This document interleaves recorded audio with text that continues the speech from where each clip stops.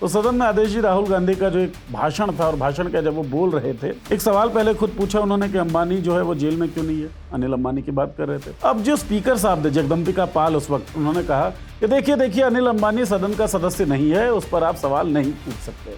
और एक तर्क देते हैं वो लोग, कहते हैं कि देखिए वो सदन के सदस्य नहीं है, इसलिए आप ऐसी बात नहीं कर सकते। लेकिन पिछले 12 साल से पंडित नेहरू की बात तो संसद में हर बार ही होती है। वो मेंबर ऑफ पार्लियामेंट है क्या, या वो संसद में हैं? ये लड़ाई एक संदेश की है, परसेप्शन की है कि स्पीकर जो है वो बायस्ड है। निशिकांत दुबे ने एक निजी चैनल के इंटरव्यू में कहा कि प्रधानमंत्री मोदी जो हैं सवालों से ऊपर हैं। तो साहब सवाल करते क्यों हैं हम लोग? ये बात ना चाटुकारिता की जो परम प्रकाष्ठा होती है ना, ये वहाँ तक जाती है, चरम अवस्था में। तो बीजेपी को पता है कि किसको कहाँ इस्तेमाल करना है। आपके ट्विटर को जब मैं स्क्रॉल कर रहा था तो मैंने हरदीप पुरी के बारे में एक ट्वीट देखा। आपने कहा कि शायद सरकार को ये लगा हो कि हरदीप पुरी खुद स्वीकार कर लेंगे, भाई मिला था तो मामला थम जाएगा। थमा तो नहीं। जो प्रेस कॉन्फ्रेंस कराई गई, जिसने उसकी स्ट्रैटेजी बनाई, जिसको ये लगा कि मुद्दा निपट जाएगा, वो बड़ी ख़राब स्ट्रैटेजी थी।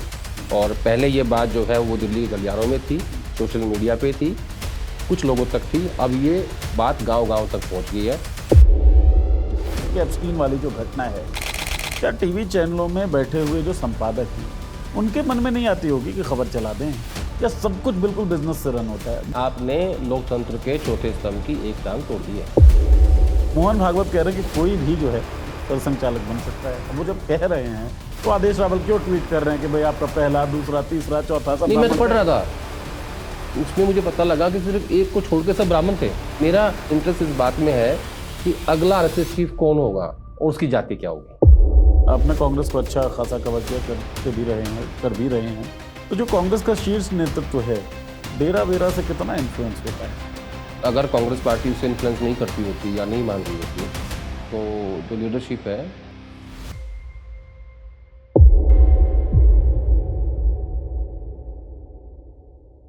नमस्कार दोस्तों, हमारे साप्ताहिक शो देखी जाए के नए एपिसोड में आप सभी का स्वागत है। बातचीत करने के लिए हमारे कंसल्टिंग एडिटर आदेश रावल जी हमारे साथ बैठ चुके हैं। बहुत बहुत स्वागत आदेश जी आपका। तो यात्रा करते हैं इस शो में। इस बार भी यात्रा करेंगे सदन से लेकर असम तक, और सुप्रीम कोर्ट की बात हम लोग करेंगे। विदेश भ्रमण बड़ा जरूरी हो गया है आजकल, तो विदेशों में भी भ्रमण किया जाएगा क्योंकि विदेश का इम्पैक्ट देश पर बहुत कुछ पड़ रहा है। थोड़े से कंफ्यूजन में मैं हूं कि शुरू कहां से किया जाए, क्योंकि बहुत सारे मुद्दे हैं जिससे शुरू किया जा सकता है। सारे क्रूशियल लग रहे हैं मुझे। तो कांग्रेस की डिस्टर्बेंस जो असम में है, इसी शो में हम चर्चा कर चुके थे कि कांग्रेस असम में लड़ने के लिए ही नहीं बल्कि जीतने के लिए लालायित दिख रही है और कोशिशें इस तरफ बढ़ रखी थी। लेकिन असम में एक बड़ा झटका कांग्रेस को लगा है। कांग्रेस की बात करेंगे सेकंड हाफ में, आप ऐसा समझें। शुरू कर लेते हैं सदन से। तो सदन में आदेश जी राहुल गांधी का जो एक भाषण था और भाषण का जब वो बोल रहे थे, एक सवाल पहले खुद पूछा उन्होंने कि अंबानी जो है वो जेल में क्यों नहीं है। अनिल अंबानी की बात कर रहे थे। खुद जवाब दिया इसलिए जेल में नहीं है क्योंकि एप्स्टीन फाइल में नाम है। और फिर उन्होंने कहा कि मिलवाया किसने, ये मुझे पता है, हरदीप पुरी ने मिलवाया। अब जो स्पीकर साहब थे जगदम्बिका पाल उस वक्त थे उस कुर्सी पर, उन्होंने कहा कि देखिए अनिल अंबानी सदन का सदस्य नहीं है, उस पर आप सवाल नहीं पूछ सकते। तो सवाल सच में अनिल अंबानी पर नहीं पूछ सकते थे या किसी और से नहीं पूछ सकते थे जिसे जगदम्बिका पाल ने रोका? देखिए, संसद में क्या होता है जब ऐसी चर्चा होती है अनिल अंबानी से संबंधित, हरदीप पुरी से संबंधित, जेफरी एप्स्टीन से संबंधित, गौतम अडानी से संबंधित, जो भी कंट्रोवर्शियल चीज़ें हैं, नरवाने की किताब से संबंधित, वो सब ऑन रिकॉर्ड आ जाता है संसद में जी। और वो इतिहास के पन्नों में दर्ज हो जाता है। इसलिए सरकार इस बात से बहुत बचती है। नरवणे साहब की किताब से लेके और अनिल अंबानी तक आप देख लीजिए कि जब जब कोई चर्चा ऐसी शुरू होती है, और एक तर्क देते हैं वो लोग, कहते हैं कि देखिए वो सदन के सदस्य नहीं है, इसलिए आप ऐसी बात नहीं कर सकते। लेकिन पिछले 12 साल से पंडित नेहरू की बात तो संसद में हर बार ही होती है। वो मेंबर ऑफ पार्लियामेंट है क्या, या वो संसद में है? नहीं है। जबकि जिन लोगों के नाम राहुल गांधी लेते हैं वो कभी पीएम नहीं रहे हैं। पंडित नेहरू इस देश के पहले पीएम रहे हैं, जो लंबे अरसे तक जेल में भी रहे, जिन्होंने इस देश के स्वाधीनता आंदोलन के नायक रहे, जिन्होंने इस देश के जो आज इंस्टीट्यूशंस हैं उनको खड़ा किया, जिनको आप बेच रहे हो। ठीक है, तो सेलेक्टिव जो चेयर है ना, वो सेलेक्टिव काम कर रही है। आपको चेयर पे बैठने के बाद आपका ये फर्ज बनता है कि आप सबकी बात बराबर सुने। इसका मतलब ये होता है स्पीकर को आपको बनाया इसलिए जाता है। दूसरा क्या है कि जब जब ये कोशिश होगी कि आप देख लीजिए, इससे पहले राहुल गांधी बात करते थे गौतम अडानी के विषय के बारे में, जी उस पर भी सरकार कभी चर्चा नहीं होने देती थी। अब Anil Ambani, Jeffrey Epstein, M Naravane, सारे विषयों को लेके जब जब भी वो कुछ दिखाने की कोशिश करते तो कैमरा मूव हो जाता है। जी फिर राहुल गांधी कहते हैं सर कैमरा चला गया है। मतलब उनको भी इस बात की समझ आ गई है कि जब मैं ऐसे विषय को उठाऊंगा हाँ, तो सरकार जो है वो कैमरे को मूव कर देगी या माइक बंद कर देगी। माइक बंद कर देगी। इसीलिए विपक्ष की कोशिश ये थी कि वो एक प्रस्ताव लेके आए स्पीकर के खिलाफ, ताकि एक संदेश जाए देश के अंदर। उनको पता है कि जो वो प्रस्ताव लेके आएंगे उसमें कुछ होगा नहीं। ये लड़ाई एक संदेश की है, परसेप्शन की है कि स्पीकर जो है वो बायस्ड है, राइट वो हमारी बात सुनते नहीं है, हम जो कहना चाहते हैं हमें समय नहीं मिलता, हमें बोलने नहीं देते। क्योंकि जब जब विपक्षी सांसद हस्ताक्षर करके ये कहेंगे कि हम उनके खिलाफ कोई प्रस्ताव लाना चाहते हैं जिसमें विपक्ष समूचा इकट्ठा है, तो वो खबरें अखबार में छपेंगी, टीवी पे आएंगी, ठीक बात है। तो लोगों में चर्चा होगी इस बात की कि भाई ये क्या हो रहा है, क्यों ऐसा विपक्ष कर रहा है। तो फिर उसमें कारण लिखा होगा, तहो में जाना ही पड़ेगा कि विपक्ष का आरोप ये है कि स्पीकर जो है वो विपक्ष के नेता को, विपक्षी सांसदों को या दूसरी पार्टियों के मुखियाओं को बोलने नहीं देते हैं, उनको पर्याप्त समय नहीं देते हैं, उनका माइक बंद कर देते हैं, उनके ऊपर से कैमरा हट जाता है। लेकिन ये तब होता है जब जब कॉर्पोरेट हाउसेस के बारे में बात होती है, या हाल फिलहाल में जो इशू आए हैं, चाहे यूएस डील का हो, चाहे एप्स्टीन का हो, चाहे नरवणे साहब का हो या चाइना का हो, ये तब होता है सरकार जब घिर जाती है, जब उसके पास कुछ जवाब देने के लिए नहीं होता। अब एक आपको उदाहरण देता हूँ। एक मैं कल सोच रहा था कि एक ट्रेन चलती है ना, प्रधानमंत्री जी जाते हैं, उसको झंडी दिखाते हैं और कहते हैं देखो मैंने ट्रेन चला दी, उसका क्रेडिट लेते हैं। बिल्कुल उद्घाटन होता है किसी फ्लाईओवर का या किसी हाईवे का, वो जाते हैं और उस पर अकेले चलते हैं जी। कोई उस राज्य का मुख्यमंत्री या नितिन गडकरी साहब को उनके साथ कैमरा शेयर करने का या फुटेज शेयर करने का मौका नहीं मिलता। अभी पिछले हफ्ते की बात है, वो असम गए हुए थे, किसी एक बड़े फ्लाईओवर का उद्घाटन था शायद जी।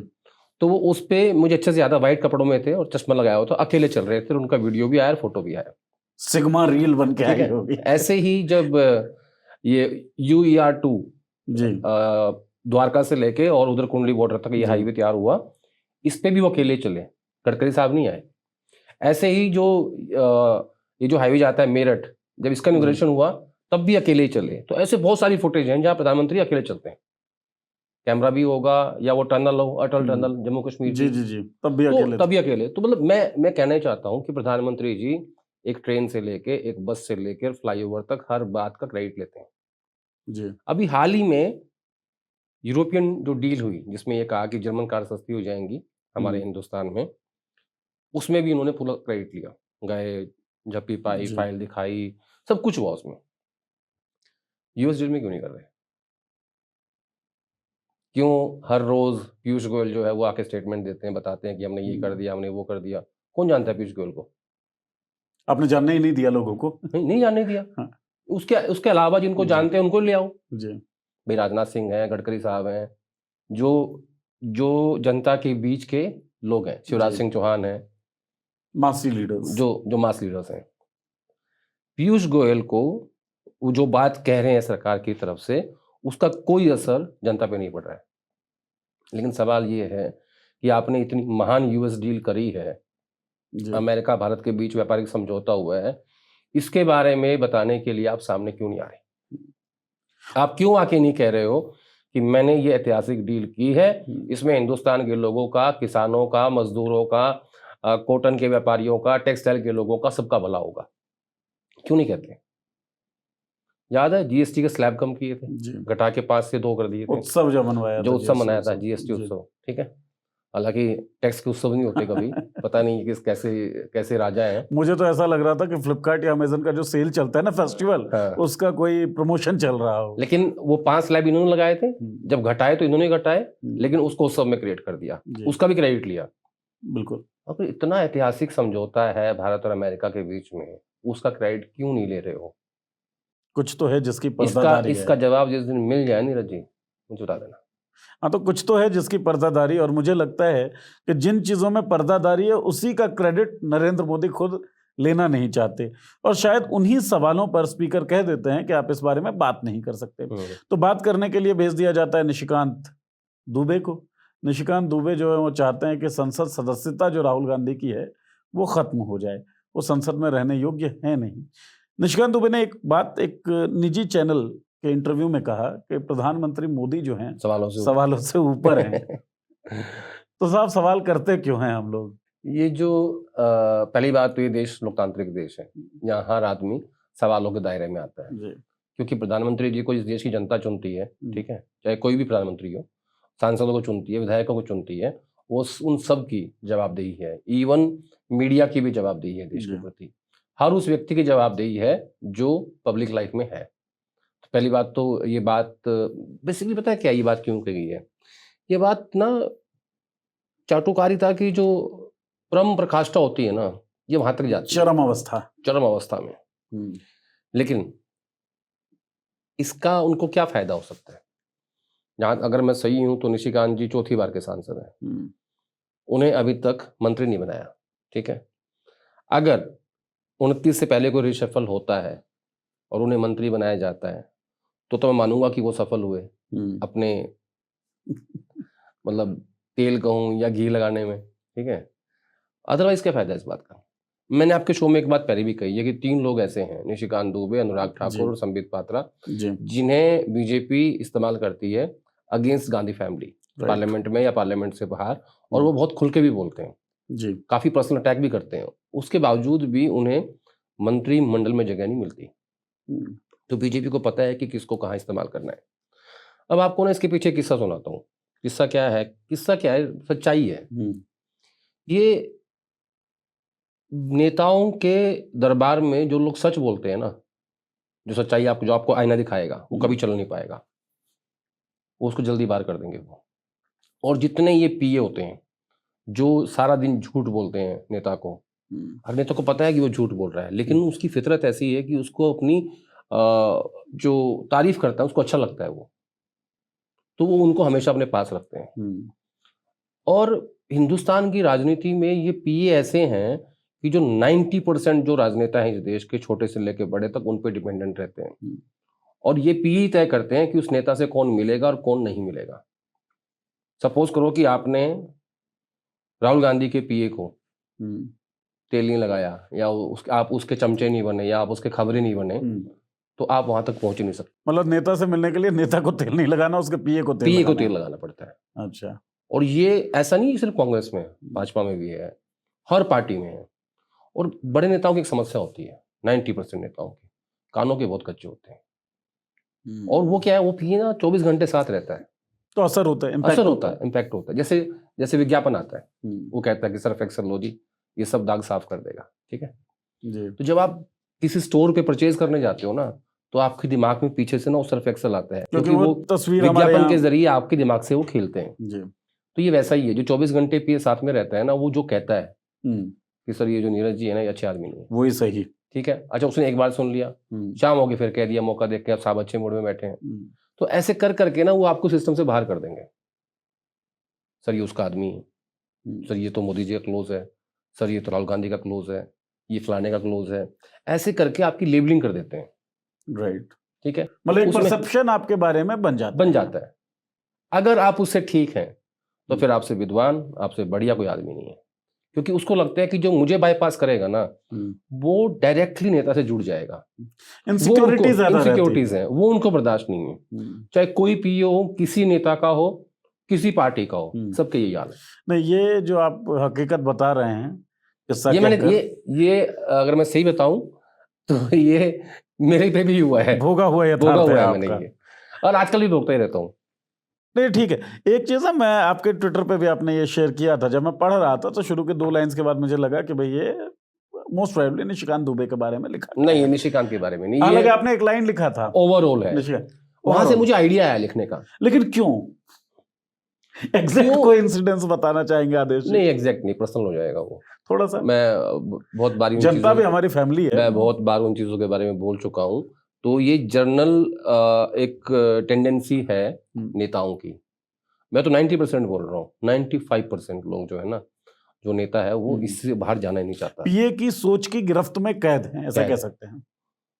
पीएमओ से लेके और 10 जनपद तक, अखिलेश यादव से लेके तेजस्वी यादव तक, कोई हो, कोई से अछूता नहीं ठीक बात है। है। इवन विधायकों तक, सांसदों तक, कोई नहीं चाहता कि आप नेता से डायरेक्ट मिलो, चाहे आप जर्नलिज्म में हो, चाहे आप छोटे कार्यकर्ता हो, या आप इस देश की आम जनता हो। वो कहते पहले मेरे पास आ। तो इन नेताओं को, इन जितने ये पीए हैं, इन्होंने जकड़ा हुआ है, ये उससे बाहर जाने नहीं देते। तो बार बार कहते सर सर्फ एक्सल अच्छा है सर, ऋण खराब है। ठीक बात है ना? ये उसका आदमी, ये फलाने का आदमी। अगर आपने उसको नमस्ते नहीं करी, आप नतमस्तक नहीं हुए, तो वो आपके ऊपर ऐसी लेबलिंग करेगा कि आपको, उसको पता है कि मेरे बॉस को कौन पसंद नहीं है, उसका नाम लेके कहेंगे सर उसका आदमी है। क्योंकि आप वहां पहुंच ही नहीं सकते अपनी बात कहने के लिए। तो ये पीए जो है ना, ये ही इन्होंने आधे नेताओं को बर्बाद कर रखा है। ठीक बात है। आधे नहीं, आधे से बहुत ज्यादा। 95 तो आपने बोल ही दिया। ठीक है, पत्रकार होंगे जो लोग, या जो पॉलिटिकल ऑब्जर्वर लोग हैं, वो इस बात को अच्छे से समझ सकते हैं। आप लोग भी समझ सकते हैं। अपने अपने परिवारों में भी ये स्थिति है कि बहुत खास कोई व्यक्ति होता है ना, वो और व्यक्तियों के प्रति जिसका खास है उसके मन में राय बनवा देता है। और तेजस्वी यादव बिहार इलेक्शन के बाद उस परिवार में जो कुछ हुआ, एक व्यक्ति के नाम के बाद परिवार में टूट की खबरें आई, तो आप बहुत कुछ समझ सकते हैं कि बात में सच्चाई कितनी है। आपको क्या लगता है इस बारे में, हमें जरूर बताइएगा। बैक टू आर चर्चा and back to Epstein files. आपके ट्विटर को जब मैं स्क्रॉल कर रहा था तो मैंने हरदीप पुरी के बारे में एक ट्वीट देखा। आपने कहा कि शायद सरकार को ये लगा हो कि हरदीप पुरी खुद स्वीकार कर लेंगे कि भाई मैं मिला था, तो मामला थम जाएगा। थमा तो नहीं। जिसने भी ये राय दी, मतलब देखिए, हरदीप, आप कम्युनिकेशन वालों को फायर करवा के नहीं, मारेंगे। हरदीप पुरी ये तय नहीं कर सकते कि वो एप्स्टीन फाइल्स के ऊपर बोलेंगे खुद से प्रेस कॉन्फ्रेंस करना चाहते हैं। राइट। ये इतना उनकी क्षमता नहीं है, और किसी की भी नहीं है भाजपा के अंदर जी। वहां ऊपर से सब कुछ तय होता है, या तो मोदी तय करते हैं या अमित शाह जी तय करते हैं। तो उन्होंने ये तय किया कि भाई ठीक है, हम इसको अगर कबूल कर लेंगे तो हो सकता है कि इसके ऊपर चर्चा कम हो जाए। तो उस प्रेस कॉन्फ्रेंस से पहले लोगों के मन में शंका थी कि भाई मिला है, नहीं मिला है, एप्स्टीन है क्या, नहीं है, क्योंकि गांव में लोगों को क्या पता कि एप्स्टीन फाइल है क्या नहीं है।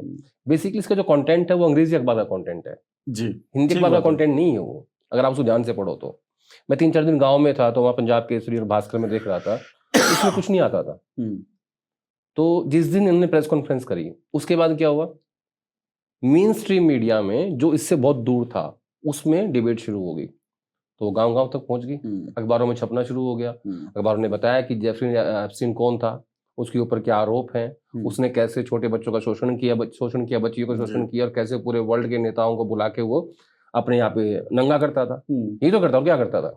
ठीक बात है। ठीक है, और उसमें हरदीप पुरी भी है, और उन्होंने कहा कि मैं 4 बार मिला हूं। फिर कहा मैं तो मिला हूं। अरे भाई, अब हिटलर ने 60 लाख लोग मार दिए, लेकिन वो कुत्तों से बड़े प्यार करता था। ये क्या मतलब हुआ भाई? अरे 60 लाख लोग मारे ना उसने, वो एनिमल लवर था, वो एक अलग अलग पार्ट है। जैसे एक मीडिया की, मतलब क्या, हाँ मैं आने वाला था अपनी फ्रेटर्निटी पे भी। हाँ, कि वो उस वाले एप्स्टीन से नहीं, उस वाले एप्स्टीन तो से। हरदीप पुरी की जो प्रेस कॉन्फ्रेंस कराई गई, जिसने उसकी स्ट्रैटेजी बनाई, जिसको ये लगा कि ये मुद्दा निपट जाएगा, वो बड़ी खराब स्ट्रैटेजी थी। और पहले ये बात जो है वो दिल्ली के गलियारों में थी, सोशल मीडिया पे थी, कुछ लोगों तक थी। अब ये बात गांव गांव तक पहुंच गई है, जिसमें लोगों को पता लग गया कि हरदीप पुरी जेफरी एप्स्टीन से मिला था, जिसने मासूम बच्चियों का यौन उत्पीड़न किया, और जिसमें एक लड़की भारत की भी है, उसका भी जिक्र आया है फाइल जो अब तक रिवील हुआ है उसमें एक का जिक्र आया है कि एक पीड़ित हमारे देश की भी, भारतीय भी है। तो मुझे ऐसा लगा कि ये स्ट्रैटेजिक रूप से गलती थी बीजेपी की। आपने अभी बोला कि आप 4 दिन गांव में थे, और हमें तो खैर इल्म था कि आप गांव में हैं, बात हुई थी हमारी। जो नैतिक मुद्दे होते हैं ना, हिंदुस्तान की राजनीति में बड़ा असर करते हैं। जैसे 2014 से पहले निर्भया रेप कांड, जिस तरीके से मीडिया ने उसको जगह दी, स्पेस दिया, और जिस तरीके का एक आंदोलन खड़ा हुआ, तो लोगों में गुस्सा जो था, करप्शन वाला मामला तो था ही, अगेंस्ट करप्शन मूवमेंट से, और निर्भया रेप के बाद, क्योंकि वो नैतिक चीज थी यार, लड़की का बलात्कार हुआ है और विभत्स बलात्कार हुआ है, तो लोगों का गुस्सा अतिरेक पर पहुंचा, और 2014 का हम चुनाव का परिणाम देखते हैं। उसके बाद गांव में आप थे, नैतिकता से जुड़ा मसला है कि छोटी छोटी बच्चियों का बलात्कार हो रहा है, यौन उत्पीड़न हो रहा है, खेला जा रहा है उनके साथ, और हरदीप पुरी का नाम उसमें शामिल है। उन रहस्यों में, मतलब एप्स्टीन फाइल्स के जो रहस्य हैं उनमें नरेंद्र मोदी का नाम आ गया, अनिल अंबानी का आ गया। गांव में क्या माहौल लगा फिर इस बारे में? नहीं, देखिए, जनता का जो गुस्सा 2014 की आपने बात करी, या अन्ना आंदोलन था, करप्शन को लेकर बात चल रही थी, लोकपाल को लेकर बात चल रही थी, और फिर निर्भया की एक घिनौनी घटना दिल्ली में होती है, उन सब के पीछे लोगों के मन में वो गुस्सा पैदा करने का जो जो अंदर से आया, उसमें बहुत बड़ा योगदान हिंदुस्तान की मीडिया का था। जी। हिंदुस्तान की मीडिया ने लोगों को ये बताया कि देखो, दिल्ली में एक ऐसी घटना हुई है, हमारी एक बच्ची के साथ इस तरीके से बलात्कार हुआ है, और वो 24/7 चैनल्स पे चल रहा था। उधर अन्ना बैठे हुए थे आंदोलन पे, इंडिया अगेंस्ट करप्शन, वहाँ लोकपाल की बात हो रही थी, करप्शन की बात हो रही थी, 24/7 टीवी पे चल रहा था। कुछ युवा बच्चे, जिन्हें जेनजी कहते हैं, वो इंडिया गेट पे पहुंच गए रात को। मैं भी उस टाइम कवर कर रहा था, देख रहा था नजदीक से। विजय चौक पे पहुंच गए, राष्ट्रपति भवन तक चले गए। राइट। आज कुछ जाके दिखा देना, जंतर मंतर से आ गए, यूथ कांग्रेस के ऑफिस से आ गए, कांग्रेस पार्टी के ऑफिस से आ गए, वहीं बैरिकेडिंग करते हैं और कहते हैं कूद, जो करना है कर लो। ठीक है, तो उसमें मीडिया का बहुत महत्वपूर्ण रोल था। मीडिया ने लोगों के दिलो दिमाग में बिठाया कि देखिए गलत हो रहा है जी। करप्शन भी हो रहा है, 2G भी हो रहा है, कोल स्कैम भी हो रहा है, कॉमनवेल्थ स्कैम भी हो रहा है, निर्भया कांड भी हो रहा है। ठीक है, सब कुछ गड़बड़ है। वो सब कुछ गड़बड़ हुआ। हालांकि बाद में उसमें कुछ सच्चाई नहीं मिली। सारे सारे केसेस जो हैं वो कवि की कहानियां थी, मनगढ़ंत कहानियां थी। आज क्या है सीए जी? क्या दिख रहा है सीए जी? कोई सिचुएशन दिखाई दे रहा है आज की डेट में? नैतिकता की 13वीं हो गई है। तो गांव में कोई माहौल तब पैदा होगा जब कोई ऐसा सेंटिमेंट या कोई ऐसी बात हिंदुस्तान की मीडिया लोगों को बताएगी कि देखिए गलत हो रहा है। अगर वही बताएं सही मायने में कि यूएस और अमेरिका के बीच जो माफ कीजिएगा, अमेरिका और भारत के बीच जो व्यापारिक समझौते हुए हैं, उसमें किसानों के लिए क्या नुकसान है, क्या फायदे हैं, जो ईमानदारी से वो साफ साफ रख दो और बता दो कि ये डील अभी पूरी नहीं हुई है, उसमें आगे का रास्ते खुले छोड़े हुए हैं। अब सवाल ना भी पूछें, भाई जो हुआ है वो तो बताइए, वो बता दो, ये भी नहीं जो किया एग्जैक्ट जाएगा। पोजीशन है ना, आप वो रख दो। नैतिकता की 13वीं, ये बड़ा अच्छा फ्रेज आपने यूज किया है। हो चुकी है जी। आपने टीवी में लंबे समय तक काम किया और हमें तो मौका नहीं मिला, और अभी भी सौभाग्य से मौका नहीं मिला टीवी में काम करने का। जब नैतिकता की बात होती है इस तरह का, क्योंकि एप्स्टीन वाली जो घटना है, क्या टीवी चैनलों में बैठे हुए जो संपादक हैं उनके मन में नहीं आती होगी कि खबर चला दें, या सब कुछ बिल्कुल बिजनेस से रन होता है? जो आप बात कर रहे हैं ना कि ये गुस्सा तब संचयित होता है जब मीडिया उसका प्रसारण करे, उसको सर्कुलेट करे, जैसा 2014 से पहले हो रहा था। 3 व्हाट्सएप ग्रुप है, एक पीएमओ का, एक पार्टी का और एक मिनिस्ट्रीज का। उसमें जो आता है ना वो बराबर जाता है, रिपोर्टर को भी और संपादक को भी। पहले हिरेन जोशी चलाते थे उसको, ये पीएमओ में बैठ के, अब नीरव शाह चलाता है। नीरव शाह, ठीक है, उनका पूरा कंट्रोल है। और हिंदुस्तान की मीडिया बढ़ रही है मोनोपोली की तरफ। आप ध्यान से देखो टेलीकॉम सेक्टर में क्या हो रहा है। टेलीकॉम में सिर्फ 2 प्लेयर बचे हैं जी, एयरटेल और जियो। राइट। ठीक है, अब ऐसे ही हिंदुस्तान की जो मीडिया है वो भी जा रही है टुवर्ड्स मोनोपोली। आप देखो अंबानी साहब के चैनल काफी हो गए, अडानी जी के हो गए जी। एक चैनल में बिरला जी का भी शेयर है, बड़ा चैनल है वो भी। ठीक है, और आहिस्ता आहिस्ता जो बाकी हैं वो सिकुड़ रहे हैं, वो घाटे में है, उनको कोई परचेज करना चाहता है, डील नहीं हो रही है, हो जाएगी, मुझे पता है कहाँ कहाँ हो रही है, वो बाद में बताऊंगा। तो हिंदुस्तान की मीडिया बढ़ जाएगी मोनोपोली की तरफ, और फिर सरकार को, कोई भी सरकार हो, उसको कंट्रोल करना आसान होगा। यानी आपने लोकतंत्र के चौथे स्तंभ की एक टांग तोड़ दी है, और वो एक टांग पे खड़ा हुआ है, और वो खुद को बचाए या देश को बताए कि क्या हो रहा है। ठीक बात है। तो सरकार ने बड़े स्ट्रैटेजिकली, पता नहीं मुझे एक संदर्भ है इसको लेके, मीडिया को लेके। कहते हैं कि जब मोदी जी मुख्यमंत्री थे तो कोई विदेशी चैनल ने उन्होंने इंटरव्यू दिया था, तो उन्होंने पूछा कि what went wrong during this 2002 rewards. उन्होंने कहा कि मैं मीडिया को सही मैनेज नहीं कर पाया था। I could not manage the media। तो जब वो यहाँ आके बैठे 2014 में, उनको पता था तो करना क्या उन्होंने है। सबसे पहले आके मीडिया को ही ठीक किया। और उनको ये पता था कि जिस कांग्रेस ने इन मीडिया के लोगों को इतना कुछ दिया, ये उनके ही नहीं हुए तो तेरे क्या होंगे? हैं? ठीक बात है। मैं ऐसा अज्यूम कर रहा हूँ, मुझे पता नहीं, मैं कभी मिला नहीं उनसे, ऑब्जर्वेशन। ऑब्जर्वेशन है मेरी, कि उन्होंने सोचा होगा, ये कभी की कल्पना है, कि जब जो आज बड़े बड़े संपादक बन के बैठे हुए हैं, जो आज बड़े बड़े चेहरे हैं, सब कांग्रेस पार्टी के बेनिफिशियरी हैं। अगर अगर सवाल पूछ लेंगे ना, साबित भी कर दूंगा। मैं जानता हूं कौन कौन रात को मिलता था अहमद पटेल से आगे, वहां लाइन लगती थी। लाइन मतलब लाइन, और पता किस नहीं किस को थी। क्या क्या ऑर्गेनाइज कर रखा है ना, वही पता है मुझे। जो मोदी जी ने सोचा होगा कि जब ये लोग उनके नहीं हुए, हमारे क्या होंगे। इनका इनका इन्होंने कुत्ता बना दिया, कहीं का नहीं छोड़ा, बर्बाद कर दिया, 44 सीटों पे ले आए और आज तक उभर नहीं पा रहे हैं उस चोट से, तो ये मेरे क्या होंगे? तो उन्होंने क्या किया? 2 टांग थी, एक काट दी, एक पे खड़े हैं, अब खुद को बचाओ, मुझे छोड़ दो। अब ये बात मैं थोड़ा बेहतर समझ पा रहा हूँ, क्योंकि एक पुराने संपादक हैं, अब भी संपादक ही हैं शायद, उनका एक बयान आता है कि अन्ना अगेंस्ट करप्शन में शामिल होना एक घटना, दुर्घटना जैसी थी या भूल हो गई थी, हमने जैसा उसको रीड किया। तो नैतिकता की बात जो हम कर रहे थे, शायद उस दौर में बेनिफिशियरी होने के बावजूद वो बोल पाए, क्योंकि नैतिकता जैसा कुछ बचा हुआ था।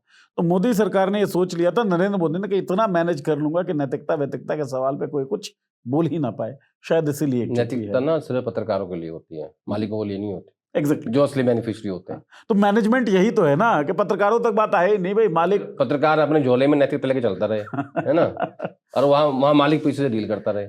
मालिक नैतिकता के 13वीं के लड्डू खा ले। लड्डू खा लेगा वो। आजकल लड्डू नहीं बन रहे, रसगुल्ले बन रहे हैं आजकल 13वीं पे। भाई हम गया तो गया वो दौर। सही है, अब लड्डू रसगुल्ले पे ट्रोल कर लेंगे, तो ज्यादा खाता है इसलिए मोटा हो गया। बहरहाल पत्रकारिता जो है, तो आइडिया मत दिया करो लोगों को। टीवी चैनल्स पे तो कितनी हो रही है आपको भी पता है, यहाँ पे होती रहेगी, इस बात की हम गारंटी देते हैं।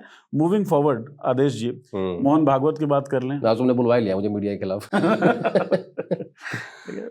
हाँ, खुद को मनवाने का हमको भी हुनर आता है। मैं वो कतरा हूँ कि समंदर मेरे घर आता है।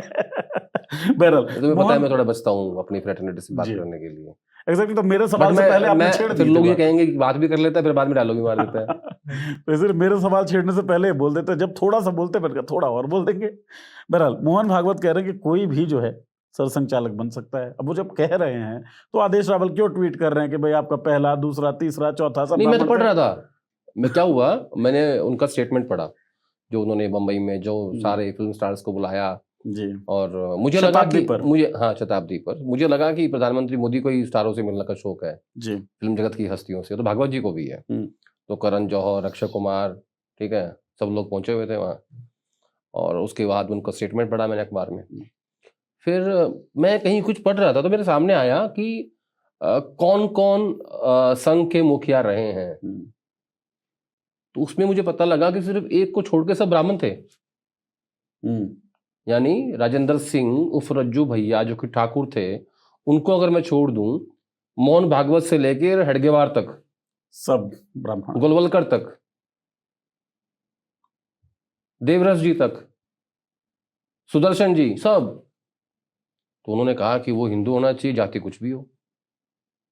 तो मेरे मन में आया कि यार ये तो वाकई में ही गंभीर मामला है। तो मुझे इंतजार इस बात का है कि पहली बात तो संघ में क्या है कि वहां कोई चुनाव नहीं होता है, चुना जाता है। नहीं, चुनाव भी नहीं जाता, नियुक्त करते ना, उत्तराधिकारी बना देते हैं ना अपना। उत्तराधिकारी का बनाने का जो अधिकार है वो सरसंघ चालक के पास है। हाँ, आरएसएस चीफ के पास है वो। वसीयत जैसा कुछ हो यानी गया। मोहन भागवत अगर ये कहेंगे कि भैया मेरे बाद नीरज झा जो है वो, तुम तो फिर भी बैठते ब्राह्मण हो, हाँ, ठीक है। अगर नीरज झा जो है वो हमारे चितपावन नहीं हूँ मैं। हाँ आरएसएस के मुखिया होंगे, तो कोई नहीं रोक पाएगा। राइट। तो कोई चुनाव नहीं होता है, और सारा जो अधिकार है वो आरएसएस चीफ मोहन भागवत जी के पास है एज ऑफ नाउ, या उससे पहले जो रहे उनके पास रहा है। और ये जब तक चाहे तब तक आरएसएस के मुखिया रह सकते हैं। 2009 में बने थे, 26 चल रहा है, राइट, यानी 17 साल हो गए।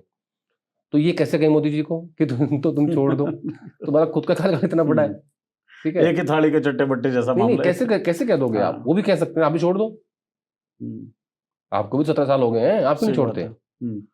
तो वो जनता द्वारा चुन के आते हैं मोदी जी, उनके पास मैंडेट है, और ये खुद तय करते हैं कि मेरा कार्यकाल कितना लंबा होगा या कब तक मैं रहना चाहता हूँ। ये वैसा ही है जैसा पुतिन साहब तय करते हैं कि मैं कब तक रहूंगा, ये वैसा ही है जैसे चाइनीज प्राइम मिनिस्टर तय करते हैं, प्रेसिडेंट तय करते हैं कि मैं कब तक रहूंगा। ऐसा ही आरएसएस के मुखिया का है, इसलिए मैंने लिखा। तो मेरा इंटरेस्ट इस बात में है कि अगला आरएसएस चीफ कौन होगा और उसकी जाति क्या होगी। जाति में आपका इंटरेस्ट है? जाति में पूरे पॉलिटिक्स का भी इंटरेस्ट है। जिस कास्ट सेंसस का विरोध भारतीय जनता पार्टी, उसके नेता भर भर के पानी पी पी के विरोध करना जिसे कहते थे, वो करते थे, वही उसी भारतीय जनता पार्टी ने कास्ट सेंसस की घोषणा की। चुनावों के दौरान रणनीति बनाते हुए कास्ट को लामबंद बेशक कितना भी किया हो, लेकिन सवर्णवाद की राजनीति एक आमतौर पर दिखती है भारतीय जनता पार्टी के। लेकिन वो भारतीय जनता पार्टी की सरकार यूजीसी लाती है जिसमें कहती है कि सवर्ण जो हैं वो केवल शोषण कर रहे हैं, इस तरह का परसेप्शन एक बनता है। अब मोहन भागवत आरएसएस के सरसंघचालक, आरएसएस के बारे में धारणा है कि भाई ये ब्राह्मणों की संस्था है, खासतौर पे चित्त पावन ब्राह्मणों की संस्था है। वो कह रहे हैं कि किसी भी जाति का हिंदू बन सकता है भाई सरसंघचालक। कोई शिफ्ट आप देख रहे हैं पॉलिटिकल नैरेटिव में?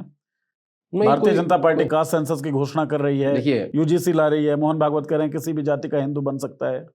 बीजेपी को समझ में आता है कि वो 2014 का चुनाव जीत के आए करप्शन के खिलाफ, और देश के लोगों के अंदर एक गुस्सा था 10 साल की कांग्रेस पार्टी की सरकार के खिलाफ या यूपी सरकार के खिलाफ। 2019 का चुनाव उन्होंने जीता राष्ट्रवाद के ऊपर, बालाकोट आपके 40 जवान कब शहीद हुए पुलवामा में। उसके बाद आपने बालाकोट स्ट्राइक की और आप 303 सीट लेके आ गए। तो बीजेपी को ये अच्छे से पता है कि 2014 का करप्शन और 19 का राष्ट्रवाद और अब 24 जो आप मुश्किल से जीते हो, तो अब आगे आपको शिफ्ट करना पड़ेगा। अब आप शिफ्ट कहाँ करेंगे? आप धर्म को छोड़ के आपने क्या किया, आपने धर्म हिंदू मुसलमान से आपने अपना एक वोट इंटैक्ट कर लिया है जी। वो 35% है, वो 38% है, वो 40 है, या वो घट के जातियों में बट जाएगा तो वो घट के 30 भी रह सकता है, 32 भी रह सकता है, 25 भी रह सकता है, बट एक उनका वोट इंटैक्ट हो गया है। राइट। जो मुसलमान से नफरत करता है और जो अपने आप को एक प्राउड हिंदू कहता है, उतनी नफरत हमने पैदा कर दी है हिंदुस्तान में। अब इनको ये पता है कि हमें सत्ता में बने रहने के लिए आगे और एक्सपेरिमेंट करने होंगे। बेसिकली कहा जाता है बीजेपी की बनियों की और ब्राह्मणों की पार्टी है, अपर कास्ट की पार्टी है बेसिकली। प्रधानमंत्री जो ओबीसी हैं जैसा वो दावा करते हैं, जिन मंत्री जी ने किया धर्मेंद्र प्रधान वो भी ओबीसी हैं, ठीक है। अगर मैं ये कहूँ, कोई मुझे ये कहे कि नहीं सिर्फ मंत्री ने कर दिया अपनी तरफ से, तो ये पॉसिबल नहीं है। मोदी सरकार में कुछ भी ऐसा तो नहीं होता, उनसे पूछा गया होगा ना पहले। तो कास्ट सेंसस को हाँ भरना और यूजीसी में जिस तरह का ड्राफ्ट है उसको पढ़ के ऐसा लगता है कि जैसे BJP is moving towards OBC which is 80% of the total population. Right. अब ओबीसी मुसलमान भी हैं, देखो। हाँ जी, हाँ जी, हाँ जी। कितना बड़ा दिल किया मोदी जी ने अपना, बीजेपी ने, कि हम मुसलमान के जो छात्र हैं मुसलमानों के, उनके राइट्स को प्रोटेक्ट करेंगे। ठीक बात है, ठीक है। तो ये ना एक शिफ्ट है टुवर्ड्स वोट बैंक। और मोहन भागवत के बयान को भी उससे आप जोड़कर देखते हैं? नहीं, वो ओबीसी पे शिफ्ट नहीं कर सकते। नहीं, बयान तो है ना किसी भी जाति का हिंदू बन सकता है, ऐसा नहीं, मैं नहीं देखता। वो सिर्फ देखिए, मतलब इन दोनों में कोई इंटर रिलेशन, अंतर संबंध आपको नहीं? बिल्कुल नहीं देखता, क्योंकि कोई बात कह देना एक अलग चीज है, उसको इम्प्लीमेंट करना एक अलग चीज है। जिस दिन ये किसी ओबीसी को आरएसएस का मुखिया बना देंगे मैं उस दिन मान लूंगा। किसी महिला को बना देंगे मैं मान लूंगा, नहीं बनाएंगे। किसी ट्राइबल को, किसी क्रिश्चियन को नहीं बनाएंगे, कभी नहीं बनाएंगे। देखिए, इनका जो मूल विचार है आरएसएस का, ये उससे नहीं हट सकते। तो सरकार जो कर रही है वो अपना वोट बैंक शिफ्ट कर रही है, चाहे वो यूजीसी हो, चाहे वो कास्ट सेंसस। सरकार भी बीजेपी भी एक ही बात है, कहाँ उसमें कहाँ अंतर है? दोनों का मुखिया एक ही है, चिंता मत करो उस बात के लेके। तो वो राष्ट्रवाद से, हिंदुत्व से अब ओबीसी पे आना चाहते हैं, और इसका पहला एक्सपेरिमेंट कहाँ होगा? उत्तर प्रदेश में। दीजिए, हर शो में योगी आदित्यनाथ की चिंताएं बढ़ा देते हैं। नहीं, मैं नहीं बढ़ाता। अच्छा, बढ़ जाती हैं। यहाँ दिल्ली में उनसे बहुत लोग प्यार करते हैं, योगी जी से? योगी जी से। मतलब ये मैं नया कुछ मैसेज समझूं लोगों के लिए? नहीं, उनको तो मैसेज पता ही है। योगी जी देखो, योगी जी सेकंड टाइम उत्तर प्रदेश के चीफ मिनिस्टर हैं। मोदी जी ने जब थर्ड टाइम शपथ ली थी, उसके कुछ टाइम बाद ही वो दिल्ली आ गए थे, और वो भी गुजरात के। उत्तर प्रदेश इस देश का सबसे बड़ा राज्य है, 80 लोकसभा सीटें लेके आता है, प्रधानमंत्रियों का ठीक गढ़ है, माना जाता प्रधानमंत्री है। का गढ़ माना जाता है। जिस दिन योगी जी थर्ड टाइम उत्तर प्रदेश के मुख्यमंत्री बन जाएंगे ना, तो वो दिल्ली को चैलेंज कर देंगे। ये चैलेंज कर सकते हैं कि भाई तुम गुजरात के बने थे, मैं तो यूपी का हूँ, और मुझसे बड़ा हिंदुत्ववादी कौन है? भगवा पहनता हूँ, मैं तो भगवा पहनता हूँ, ठीक है, खड़ाऊं पहनता हूँ। हाँ, कड़ाऊ पहनता हूँ। तो वो एक बहुत बड़ी चिंता है। तो ये जो दिल्ली वाला प्यार है वो दरअसल व्यापार है। नहीं, व्यापार नहीं कहेंगे इसको, लेकिन ये एक बहुत बड़ी समस्या है बीजेपी के भीतर, जो अगले साल, ठीक 1 साल बचा हुआ है यूपी के चुनाव का, जी। अगले साल 5 राज्यों में चुनाव है, तो पूरा एग्जैक्टली 1 साल बचा हुआ है, और उससे पहले यूजीसी लेके आना। अब जो सुप्रीम कोर्ट ने नेक्स्ट डेट दे रखी है यूजीसी को लेके, जी, वो देखना बड़ा इंटरेस्टिंग है।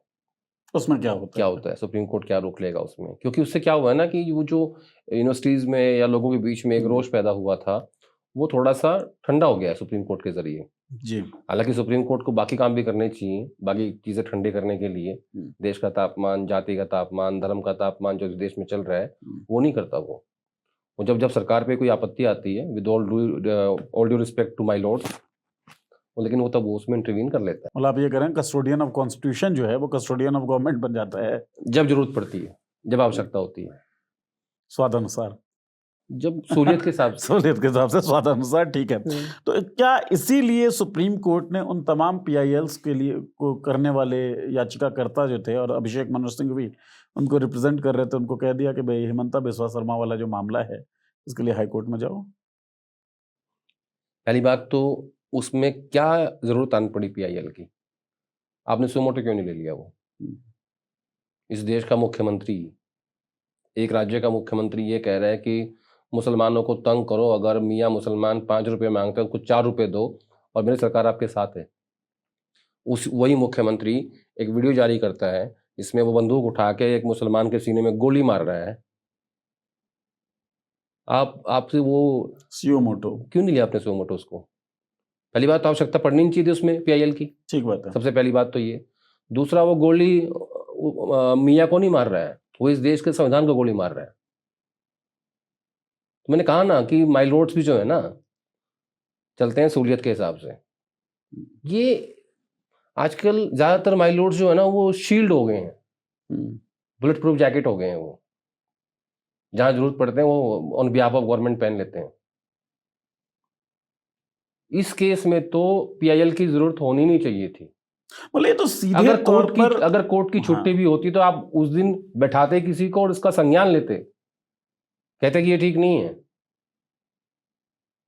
अच्छा, ये मुझे भी पता है कि हेमंता जो कर रहा है वो सिर्फ वोटों के लिए कर रहा है, उसको पोलराइजेशन करना है, हिंदू मुस्लिम करना है, वो सब बातें ठीक है, समझ में आती है ना। उसको हिंदुओं से प्यार है ना मुसलमान से नफरत है, लेकिन नफरत के इस फैलाव को रोकना तो पड़ेगा। हाँ, लेकिन फैला तो रहे हो ना, समाज को बांट तो रहे हो, राइट। लेकिन फिर एक सवाल ये उठता है कि अगर बीजेपी समाज को ना बांटे, सत्ता में कैसे आएगी? बताओ। ये तो मूल जो रणनीति है वो है, हिंदू मुसलमान ना करे, जातियों में ना बांटे। बीजेपी को कोई भी विकास के नाम पे वोट नहीं मिल सकता, और ना ये मांगते हैं, ना जरूरत भी नहीं है, जरूरत भी नहीं। लेकिन मामला बीजेपी का तो है नहीं ना, मामला तो सुप्रीम कोर्ट का है, क्योंकि ये हमला सीधे तौर पर कॉन्स्टिट्यूशन का है। कॉन्स्टिट्यूशन का कस्टोडियन सुप्रीम कोर्ट को कहा जाता है, तो सुमोटो आपको लेना चाहिए था, my Lord's, with due respect. उन्होंने पीआईएल भी खारिज कर दी, हाई कोर्ट में जाओ, हाई कोर्ट पे जाओ। और हाई कोर्ट कहाँ है? गुवाहाटी में जी। तो सोचो क्या करेंगे। अब मुझे याद आता है वैकेशन पीरियड में अर्नब गोस्वामी के कोई इंटरिम बेल दी थी इसे सुप्रीम कोर्ट ने। तो कौन पेश हुआ था? हरीश साल्वे, लंदन से। एक बार माई लॉर्ड कर देना, लाखों रुपए की पर्ची कट जाती है, चेक टाक। तो हरीश साल्वे पेश हो रहा है भाई, कैसी बातें कर? तो सब पैसा है अर्नब गोस्वामी के लिए। इस देश के इतने बड़े संपादक हैं, अब तो प्रोप्राइटर हो गए। खुश होना चाहिए आपको, आपकी फ्रेटर्निटी के। मैं तो खुश हूँ, मैं बहुत खुश हूँ। तो हर जगह पैसे का बोलबाला है, संसाधनों का बोलबाला हमेशा रहता है, और वो हमेशा रहेगा, चाहे वो अर्णब गोस्वामी हो, चाहे वो गौतम अडानी हो। हर मतलब सारी चीजें वहीं घूम के आ जाती है वापस। अब ये जो अभी असम में हो रहा है, हम्म, तुम उस पर आओगे मुझे लगता है नहीं नहीं, बाद वो में। उस पे आते हैं। हाँ। अभी गौतम अडानी का जो नाम हुआ है, कई बार हम ले चुके हैं हम्म, इस चर्चा में भी, और लगभग हर चर्चा में अडानी साहब आ ही जाते हैं। मोहब्बत इतनी है उनसे, हम्म। डर नहीं लग रहा है आपको अडानी साहब का नाम लेते हुए? रवि नायर को जो इन्होंने 1 साल की सजा करवाई डेफेमेशन के मामले में, मुझे अपने 18 साल के कैरियर में और उससे पहले 5 साल और जोड़ लूँ, इसमें मैं थोड़ा बहुत समझता हूँ, जानता हूँ, तो 23 साल में कभी नहीं देखा कि किसी को डेफेमेशन में सजा हुई हो, वो जेल भी जाना 1 पड़ा। साल की जेल जाना पड़ा हो। पहली बात। दूसरी बात, उनका जो मकसद था कि पत्रकारों में डर पैदा करो, हम्म, ताकि वो अडानी का नाम लेते हुए और लिखते हुए सोचें कि तुम जेल जा सकते हो, वो मकसद पूरा हो गया। जी। ठीक है। अब इसके पीछे कहानी तुम्हें और बताता हूँ। नहीं, जब आप कह रहे हैं मकसद पूरा हो गया, कहानी से पहले मैं एक सवाल जोड़ देता हूँ, कहानी के बाद आप जवाब दीजिएगा। आप कह रहे हैं मकसद पूरा हो गया, पूरा हो जाता तो आप और हम नाम क्यों ले रहे होते? मुझे लगता है कि ऐसे और बहुत सारे लोग हैं जो इस बात को सोचेंगे कि नहीं यार, मैं क्यों इतना बड़ा कलेश पालूं, मेरे बीवी बच्चे हैं। ठीक है। जो तो अखिलेश अगर यादव कहते हैं अगर पई नहीं उठाएंगे। अगर 100 में से 10 लोगों में डर पैदा हो गया तो मकसद पूरा हो गया ना, या ठीक 50 बात में है। हो गया।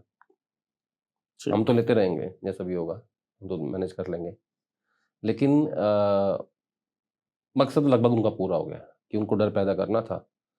और गुजरात की कोर्ट से हुआ है, जी। Home state. Home state, home बाकी टर्फ। तुम समझदार हो। कहानी बता रहे थे आप। हाँ, मैं कहानी बता रहा था कि रवि नायर ने भी रिपोर्ट ही की थी, जी। पुरंजय गुहा ठाकुर भी रिपोर्ट ही कर रहे हैं, जी। बहुत सारे जर्नलिस्टों पे डेफेमेशन केसेस हैं उनकी तरफ से।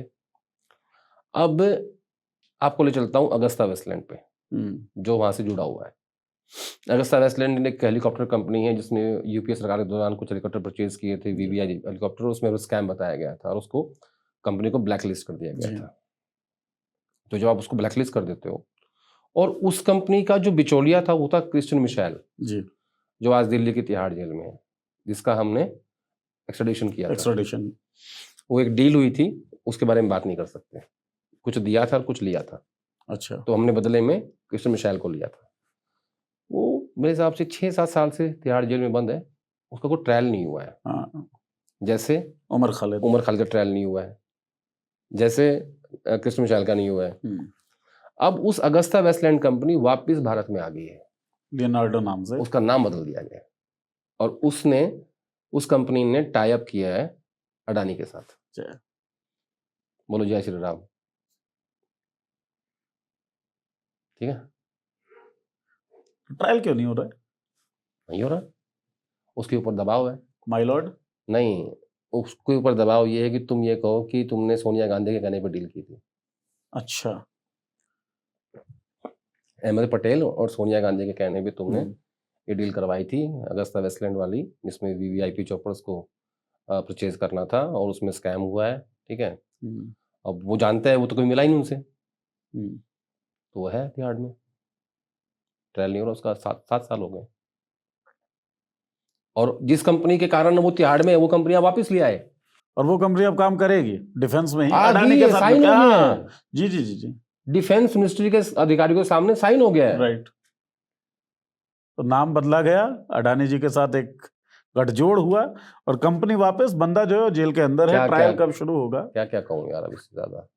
ठीक बात है। चलिए, अब हम आते हैं आपके होम टर्फ पे। होम ग्राउंड की बात कर रहे थे ना, कांग्रेस की स्थिति क्या चल रही है असम में? इसी शो में हम लोग चर्चा कर रहे थे जब प्रियंका गांधी को स्क्रीनिंग कमेटी का चेयरमैन बनाया गया था। एक जबरदस्त स्ट्रेटेजिक मूव ये दिखती है, और तमाम बड़े लोग वहां जा रहे हैं। अब क्या हो गया? भूपेन बोरा। पहले इसकी ना जो मूल समस्या है उसकी जड़ में आओ, कि भूपेन बोरा और गौरव गोगोई के बीच हुआ क्या, वहां से शुरू करते हैं इसको। जी। फिर आएंगे कल रात के एपिसोड के ऊपर, जो कल रात को हुआ है। ठीक। एक बंदा थे प्रफुल्ला दास, जो असम कांग्रेस सोशल मीडिया के हेड थे। राइट। वो भाजपा में शामिल हो जाते हैं, पार्टी छोड़ देते हैं। हेमंता ने उनको तोड़ दिया। अब भूपेन बोरा चाहते थे कि रतुल बोरा सोशल मीडिया हेड बने। ठीक। ठीक है।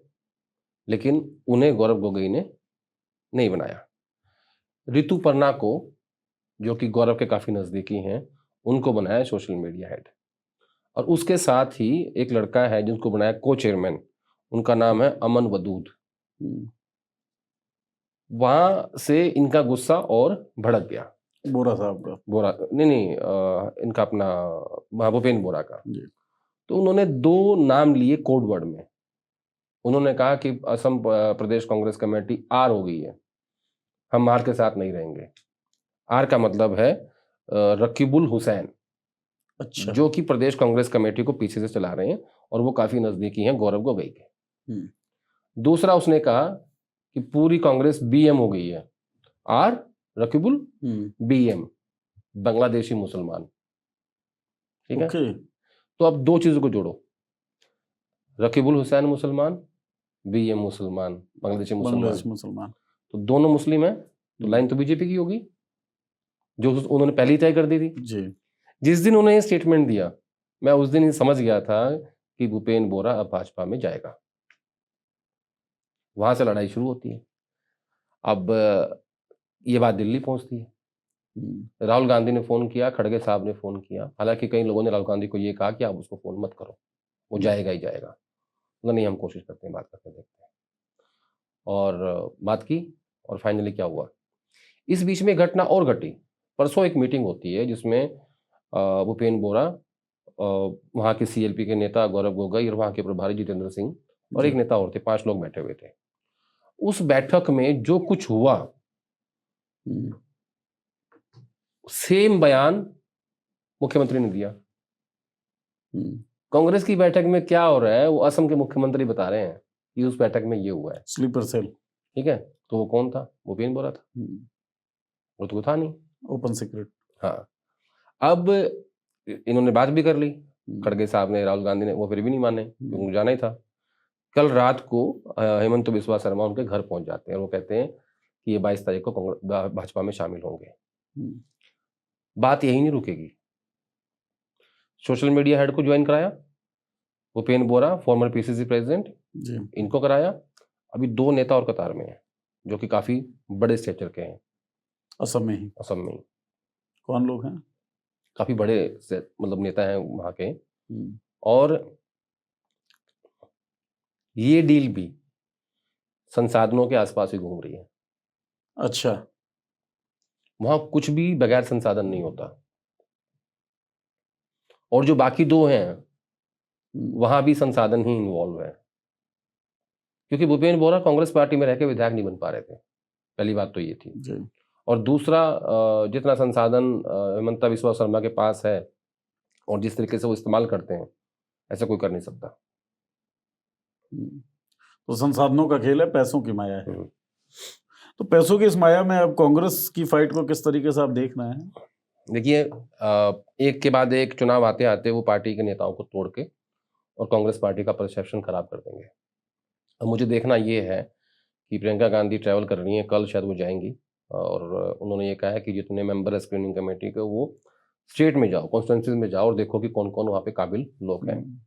ऐसा नहीं कांग्रेस पार्टी हारी जाएगी, उनको ये विश्वास नहीं हो रहा है कि हम इनको हरा सकते हैं। देखो, जो गौरव गोगोई की जाति है ना, हयूम है शायद, वो हूम या हयूम, वो डोमिनेटिंग कास्ट है।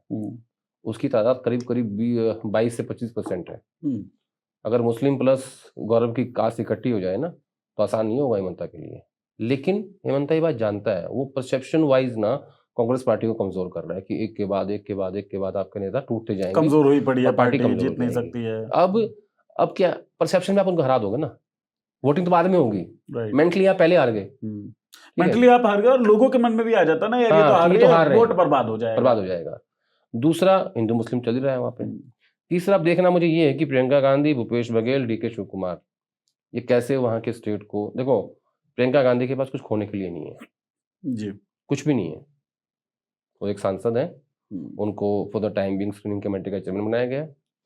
अगर वो इसमें पूरी इन्वॉल्व हो जाए, मुझे लगता है कि उनको कुछ लोग ये कह रहे हैं जो उनके सलाहकार हैं कि आप इसमें ना मतलब ज्यादा हाथ मत जलाओ, इसमें निकल जाओ साइड से, पीए जो पावरफुल होते हैं। तो जो कि मुझे लगता है गलत सलाह है, एडवाइस है। प्रियंका गांधी के पास कुछ भी नहीं है खोने के लिए, जो कुछ पाने के लिए है। उनको तो इसमें इन्वॉल्व होके ना, और जितना वो एग्रेसिव कैंपेन कर सकती हैं, जितने वो अच्छी टिकटें बांट सकती हैं, मतलब असम तो उन्हीं के हवाले है, वो करना चाहिए।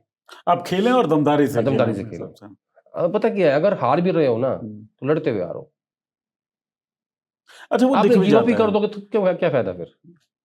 मतलब मैं ऐसा सोचता हूँ, ये कवि की कल्पना है अगेन। नहीं, कभी कल्पना है, और दिख भी जाता है लोगों के बीच, क्योंकि बिहार का ये वाला इलेक्शन और पिछले वाला इलेक्शन आप विधानसभा। याद करो, भारत जोड़ो यात्रा चल रही थी जी। और चुनाव था हिमाचल प्रदेश में। अकेली प्रियंका गांधी थी वहां पे, और उनके साथ में एक थे सचिन पायलट, बस। जी। जीता स्टेट, क्योंकि आपने उसको पर्सनली लिया। यहां भी ले लो ना, हार तो रहे ही हो ना। और सारे स्टेट पर्सनली ही लेने पड़ेंगे। नहीं, हार तो रहे हो ना, ठीक बात है। लड़ो। मोदी जी को पता है बंगाल हारेंगे, लड़ तो रहे हैं। और वो दमदारी से लड़ रहे हैं। हाँ, आखिर तक लड़ते हैं वो। इनको पता नहीं डर किस बात का रहता है, इमेज खराब हो जाएगी। इमेज तो खराब हो चुकी है ऑलरेडी। इमेज, ये कौन कुछ सी चीज कुछ है? नहीं, कुछ है ही नहीं। आपके पास 3 स्टेट हैं, 3 आप लोकसभा हार चुके हो। मैं इसलिए बार बार कह रहा हूँ कि आपके पास कुछ भी खोने के लिए नहीं है, जो कुछ पाने के लिए। Nothing to lose. हाँ, so you have to play well और वेरी वेल। लड़ो, आखिर तक लड़ो। जी। हार होगी जीत होगी वो बात का मामला, अरे कर्म तो करो पहले यार। ठीक बात है। हाँ। पूरे देश को कवर करते हुए इस चर्चा को अंत करते हैं। तो असम में हम थे, पंजाब में आ जाते हैं। फिर से आपका ट्विटर और आपका एक ट्वीट, डेरा प्रमुख जी जो हैं वो कांग्रेस के नेतृत्व से दिल्ली में मिल रहे हैं। देखो डेरे वहां पे बहुत सारे हैं। हाँ, तो कौन सा डेरा था नहीं, वो ये नाम बताना ठीक नहीं रहेगा, वो बताता हूँ उसके बारे में, हाँ। पूरी कहानी बताता हूँ आपको उसके बारे में। एक बड़े काफी वरिष्ठ नेता है वो, और काफी महत्वपूर्ण व्यक्ति हैं, वो बहुत मानते हैं उस डेरा को। तो वो उनके साथ वो मिलने आए थे कांग्रेस लीडरशिप से, और उन्होंने पंजाब के बारे में कुछ सुझाव दिए कि आप लोग यहाँ चुनाव जीत सकते हो और आप लोग ठीक नहीं कर रहे हो। तो उन्होंने एक नेता को लेके भी कहा कि पंजाब के इस नेता को आपको आगे करना चाहिए। तो जो अभी सीन में नहीं है। अच्छा, सीन में है ही नहीं कहीं? नहीं है, मतलब किसी महत्वपूर्ण पद पे नहीं है। तो उनको फिर ये कहा गया कि आपको हम बुलाएंगे 2-3 महीने के बाद। तो 2-3 महीने बीत गए, उनको नहीं बुलाया। सरकार को इस बात की भनक लग गई। तो फिर एक कार्यक्रम हुआ वहाँ पे गवर्नर का, उसमें उनको बुलाया गया और कहा कि ये कार्यक्रम नशा मुक्ति को लेके है। डेरा वाले को, डेरा वाले बाबा को, जो मेन मुखिया थे, और उनको वहाँ खड़ा कर दिया गया फिर। तो मतलब उनका साथ हाथ से छूट गया। तो छूट चुका है पूरी तरीके से या अभी संभावनाएं हैं? नहीं, संभावनाएं, राजनीति तो खेल ही संभावनाओं का है। अभी तो 1 साल पड़ा है, 1 साल में राजनीति बदलेगी, बनेगी, बैठेगी, बिगड़ेगी। पंजाब में एक इंटरेस्टिंग बात यह है कि अगर अकाली और बीजेपी का अलायंस हो जाए, उसमें बीजेपी एक शर्त है। बीजेपी कहती है कि सुखबीर बादल मुख्यमंत्री कैंडिडेट नहीं होंगे। तो ये मुश्किल पैदा कर सकती है आम आदमी पार्टी के लिए भी और कांग्रेस के लिए भी, अकालियों और बीजेपी की अगर, हाँ, अगर ये अलायंस हो जाता है तो। और जिस तरीके से चौटालाज को लेके एजेंसीज के पास सामान है, ऐसा अकाली को लेके भी है जी। वो तो दबा ही लेंगे अपने हिसाब से, जी। है ना। तो ऐसी कहानी है पंजाब की। चलिए, पंजाब की इस कहानी में ना एक क्वेश्चन अब ये पर्सनल सा जुड़ गया है, जो आपसे पूछ लूं कि आपने कांग्रेस को अच्छा खासा कवर किया, कर भी रहे हैं। तो जो कांग्रेस का शीर्ष नेतृत्व है, डेरा वेरा से कितना इन्फ्लुएंस होता है? नहीं, होना पड़ेगा, वहाँ की पॉलिटिक्स डेरे की नहीं है। होता है या नहीं, मतलब एक होता है ना कि भाई हम डेरे में जाएं, जो आप कहते हैं एक ज्योतिष हर नहीं, नेता रखता है। ज्योतिष एक अलग चीज है, डेरा की राजनीति एक अलग चीज है। पंजाब में डेरे की पॉलिटिक्स बहुत ज्यादा है, और वहाँ डेरे है भी बहुत ज्यादा, और हर धर्म और जाति से जुड़े हुए डेरे हैं वहाँ पे। तो उनका काफी प्रभाव है वहाँ पे। और अगर कांग्रेस पार्टी उससे इन्फ्लुएंस नहीं करती होती या नहीं मान रही होती, तो जो लीडरशिप है, लीडरशिप में 2 लोग आते हैं, खड़गे साहब और राहुल गांधी। अब उनमें से एक ही आदमी मिला है, लेकिन मैं बता नहीं सकता कौन मिला है, क्योंकि वो सोर्स के साथ धोखा हो जाएगा। मैंने वादा किया था, मैं नाम नहीं बताऊंगा, तो इसलिए मैंने लिखा भी नहीं है। तो तभी वो लोग मिलते हैं ना, जब तक लीडरशिप कन्विंस नहीं होती कि हाँ किससे क्यों मिलना है, तब तक कोई नहीं मिलता है। उनको उनकी इम्पोर्टेंस का पता है कि वहाँ उनका क्या प्रभाव है, और उनके होने से कितना असर पड़ सकता है। तो ऐसा नहीं होता। दूसरा आप देखेंगे, मतलब गोल्डन टेम्पल को लेके राहुल गांधी बीच बीच में जाके वहाँ सेवा करते हैं। जी। मुझे लगता है 2-3 बार की तो तस्वीरें मुझे याद हैं। हाँ, हाँ, वो जो सिखों का जो कपड़ा होता है वो सिर हाँ, पे हाँ, बांधे वो वो पूरा तस्वीर वो तो वायरल सब होती है अभी। मतलब सेवा भाव एक अलग जी। चीज़ होती है और जब आप गुरुद्वारा में जाके सेवा करते हो तो वो आप ऐसे नहीं कर सकते, हुँ, ठीक है? तो वो उसका भी कारण यही है, मान्यता है। और एक जो आरोप है गोल्डन टेम्पल को लेके इंदिरा गांधी जी। के ऊपर 84 वाला, हुँ, और उसके बाद डॉक्टर मनमोहन सिंह को 10 साल पीएम बनाया, प्रधानमंत्री हुँ, बनाया, और उसके बाद राहुल गांधी बार-बार जो ये सेवा में जाके बैठते हैं, करते हैं। देखो, राहुल गांधी एक ऐसा व्यक्ति है जो अगर उसके मन से नहीं आएगा ना, वो तो नहीं नहीं करेंगे, करेगा। नहीं करेंगे। इतना मैं जानता हूँ। ठीक। तो जो हो रही है, मन की हो रही है। हमने अपने मन की कह दी, आपने हमारे मन की सुन ली। अब आपके मन की जो है, वो कमेंट बॉक्स में हमें बता दीजिए, चर्चा आपको कैसी लगी? कोई सवाल आपके मन में रह गया हो, तो वो सवाल भी लिख दीजिए। आपके सवाल पर भी चर्चा कर लेंगे। बहुत-बहुत शुक्रिया चर्चा सुनने के लिए। आदेश जी, चर्चा करने के लिए बहुत-बहुत शुक्रिया। Thank you Neeraj. अगले हफ्ते फिर मिलते हैं। धन्यवाद।